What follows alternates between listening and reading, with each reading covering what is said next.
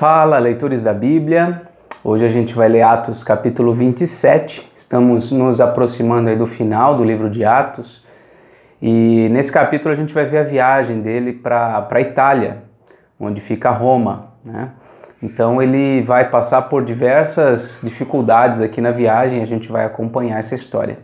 Então, Atos capítulo 27, a partir do versículo 1, então, diz aí: Quando foi decidido que navegássemos para a Itália, entregaram Paulo e alguns outros presos a um centurião chamado Júlio, da corte imperial.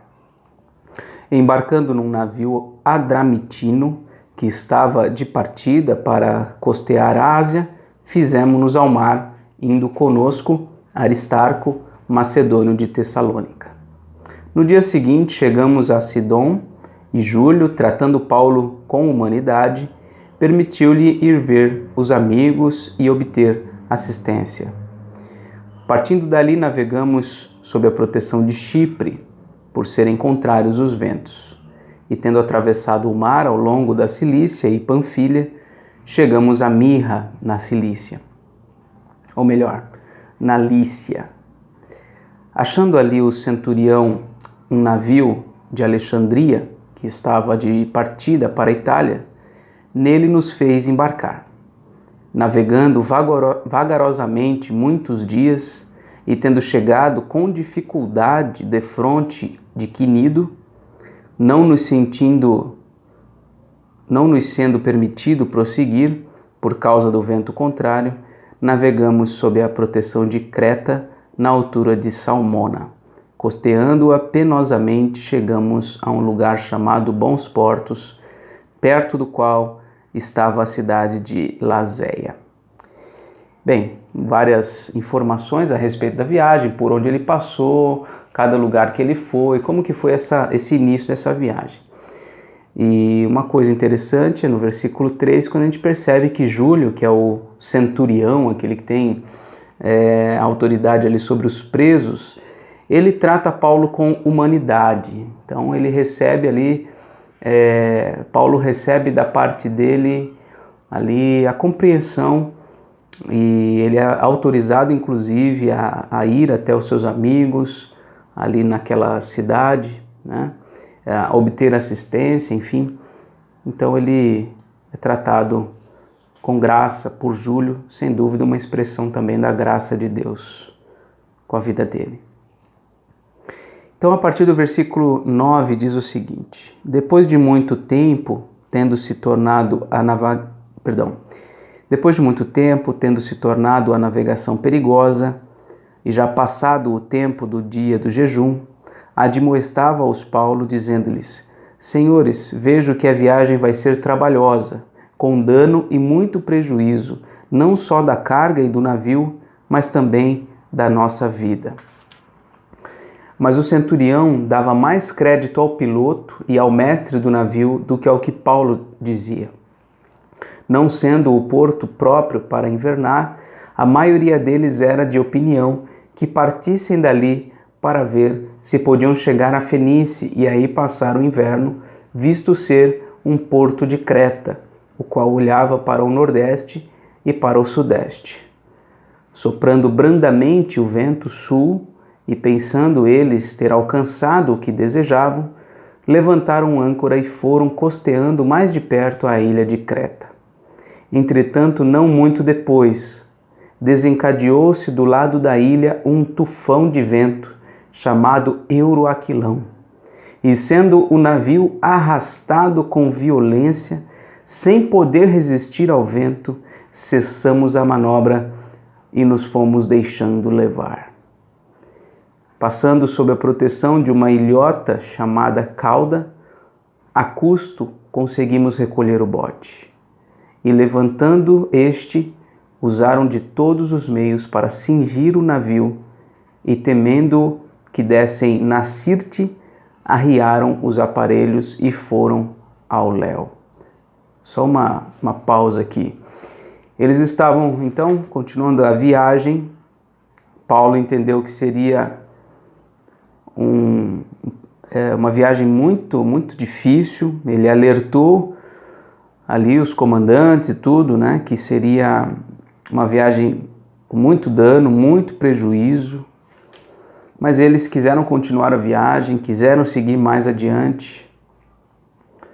E então isso tudo acontece, né? Aqui, a partir do versículo 14, a gente vê um tufão de ventos sendo despertado ali e arrastando eles, arrastando o navio com violência. Eles não tinham como resistir ao vento.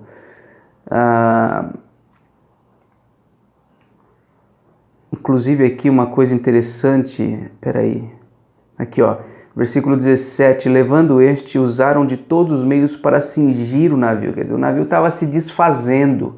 Quando fala aqui que usaram de todos os meios para cingir o navio, era o quê? Proteger ali, fortalecer aquela armação para que o navio não se desfizesse. Então a coisa era realmente terrível. Versículo 18, açoitados severamente pela tormenta no dia seguinte, já aliviavam o navio, ou seja, eles começaram a jogar para fora do navio comida, todos os suprimentos, bagagens, para o navio ficar mais leve. E ao terceiro dia, nós mesmos com as próprias mãos lançamos ao mar a armação do navio, quer dizer, o navio se desfez todinho. A armação do navio, a parte central do navio, foi jogada ao mar ali e eles, enfim, o navio não tinha mais como continuar a viagem. Versículo 20. E não aparecendo havia já alguns dias nem sol nem estrelas, caindo sobre nós grande tempestade, dissipou-se afinal toda esperança de salvamento.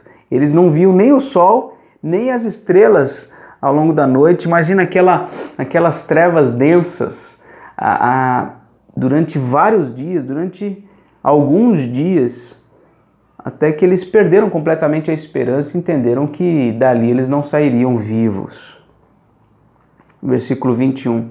Havendo todos estado muito tempo sem comer, Paulo, pondo-se em pé no meio deles, disse: Senhores, na verdade era preciso terem me atendido e não partir de Creta para evitar este dano e perda. Mas já agora vos aconselho bom ânimo, porque nenhuma vida se perderá de entre vós, mas somente o navio. Porque esta mesma noite, um anjo de Deus, de quem eu sou e a quem sirvo, esteve comigo, dizendo: Paulo, não temas, é preciso que compareças perante César. E eis que Deus, por sua graça, te deu todos quantos navegam contigo. Portanto, senhores, tende bom ânimo, pois eu confio em Deus que sucederá do modo por que me foi dito. Porém, é necessário que vamos dar a uma ilha. Então, eu nem consigo imaginar bem como é que estava essa situação. O versículo 19 diz que eles lançaram a armação do navio ao mar, mas de alguma forma eles ainda estão sobre alguma estrutura, né? Então eles estão ali há muitos dias. Paulo inclusive se levanta e fala com eles, fala: um anjo apareceu para mim e ele disse para mim que nós vamos chegar até lá. E ele então tenta encorajar a tripulação, tenta encorajar ali os presos, as pessoas que estão ali no navio. Versículo 27. Quando chegou a 14ª noite, sendo nós batidos de um lado para o outro no mar Adriático, por volta da meia-noite, pressentiram os marinheiros que se aproximavam de alguma terra. E lançando o prumo, acharam 20 braças. Passando um pouco mais adiante, tornaram a lançar o prumo, acharam 15 braças. E receosos de que fôssemos atirados contra lugares rochosos, lançaram da popa 4 âncoras e oravam para que rompesse o dia.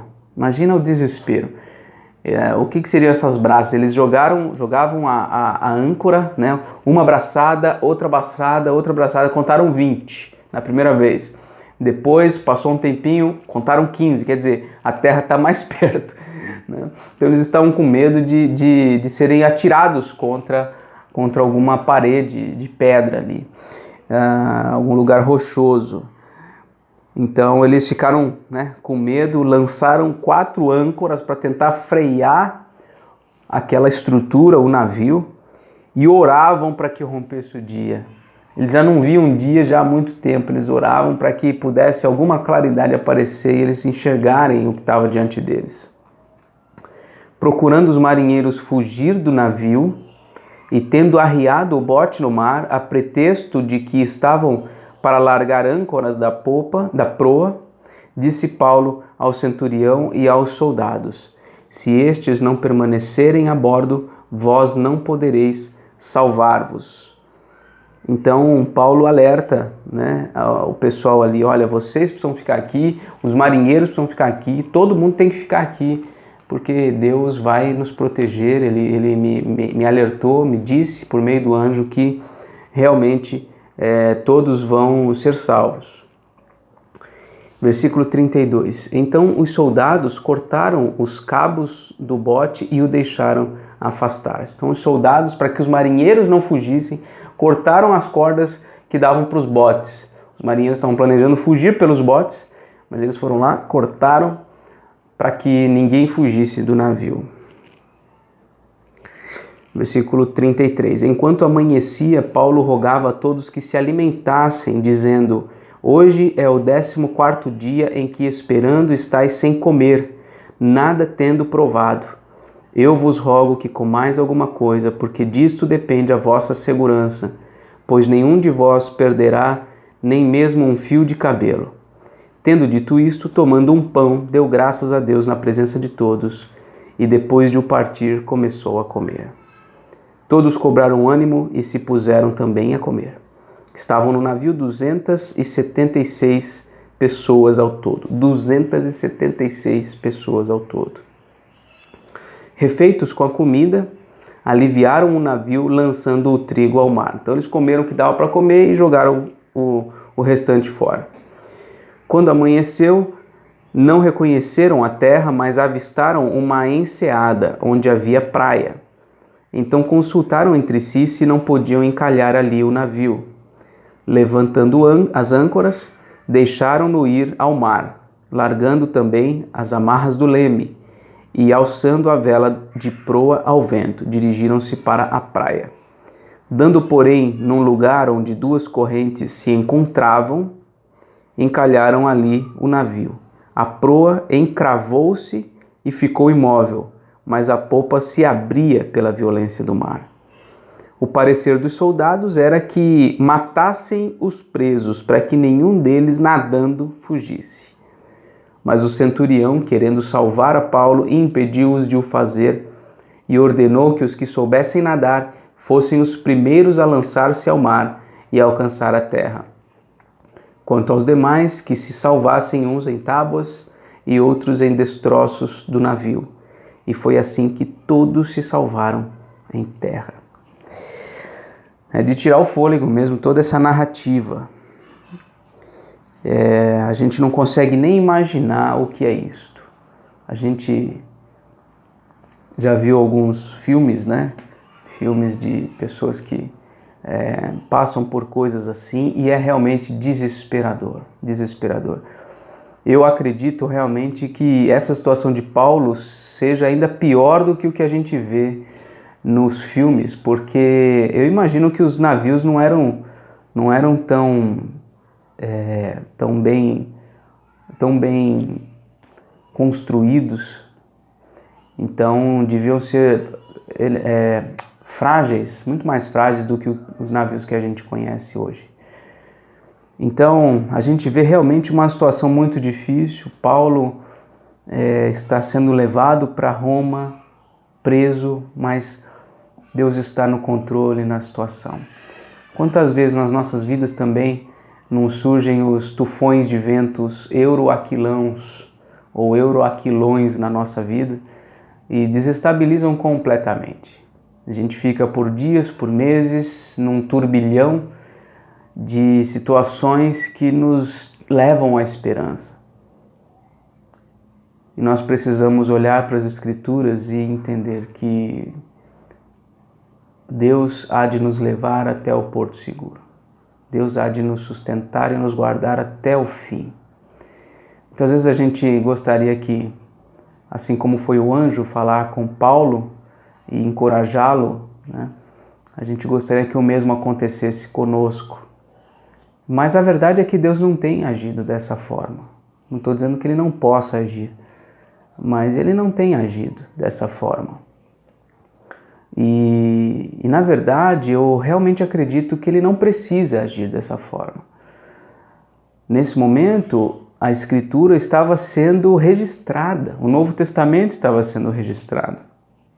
Manifestações especiais do Senhor estavam acontecendo porque a revelação estava sendo dada. Mas hoje nós já temos a revelação completa do Senhor nas Escrituras. Nas situações difíceis da nossa vida, não é necessário que um anjo venha nos encorajar, porque nós já temos aqui a narrativa todinha das Escrituras nos encorajando, que nas situações complicadas e difíceis nós seremos preservados, nós conseguiremos chegar até o fim para a glória do Senhor. E ainda que Paulo tivesse morrido naquela viagem, com certeza não seria, o plano do Senhor na vida dele não teria sido frustrado. A morte não é o fim, muito pelo contrário. A gente tem que ver a morte como um recomeço, um início da eternidade ao lado do nosso Senhor. Então que nós não temamos as tempestades, que nós não tenhamos medo, não tenhamos medo dos ventos que sopram contra a nossa vida, que nos fazem desestabilizar. Muitas vezes essas situações difíceis são causadas por pessoas que nós amamos, por pessoas a quem nós nos dedicamos muito, por muito tempo. São elas que por vezes nos fazem mal. Mas essas coisas, elas não vão nos tirar a paz que excede todo entendimento, não vão nos tirar a segurança de que Cristo Jesus morreu e ressuscitou pelas nossas vidas, e nós, igualmente a Ele, não só temos nova vida e ressuscitamos com Ele, como depois, no cumprimento de toda essa história, nós também ressurgiremos para habitarmos com Ele no novo céu e na nova terra, onde essas tempestades não mais existirão, as lágrimas passarão e o mar já não existirá, como diz lá em Apocalipse, o mar como uma representação das intempéries, dos problemas, do caos da vida. Que Deus nos sustente, nos guarde, que essas histórias que lemos nos tragam coragem para seguir adiante e cumprir a vontade do Senhor. Que Deus te abençoe. Até amanhã.